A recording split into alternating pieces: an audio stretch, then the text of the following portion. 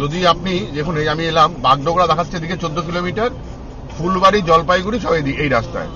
আপনি যদি কালিম্পং এর দিকে যান, কালিম্পং ডিস্ট্রিক্টের কোনো একটি দিকে যান, তাহলে আমি বলবো ফুলবাড়ি রাস্তা ধরুন। আর যদি আপনি দার্জিলিং ডিস্ট্রিক্টের কোনো দিকে যান, মানে রোহিণীর রাস্তা, মিরিকের রাস্তা বা কার্শিয়ং এর রাস্তা বা যেদিকে যাবেন ওদিকে যদি দার্জিলিং ডিস্ট্রিক্টে দিয়ে যান, তাহলে বলবো বাগডোগরা দিয়ে গিয়ে আবার মাটিগাড়া থেকে বাদিকে চলে যেতে। আর যদি আপনি কালিম্পং ডিস্ট্রিক্টের কোনো দিকে যান অথবা ডুয়ার্সে যান, লাটাগুড়ি যান, তাহলে আপনি বলবো এই ফুলবাড়ির রাস্তা বেশ ভালো, বেশ সুন্দর রাস্তা।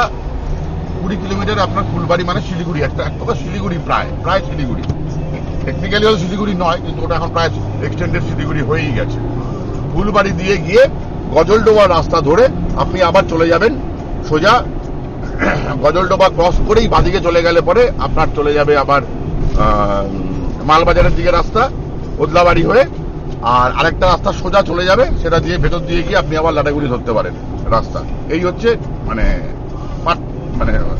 রাস্তা দুদিকে ভাগের রাস্তাটা ভাগ এইভাবে হচ্ছে। ধন্যবাদ।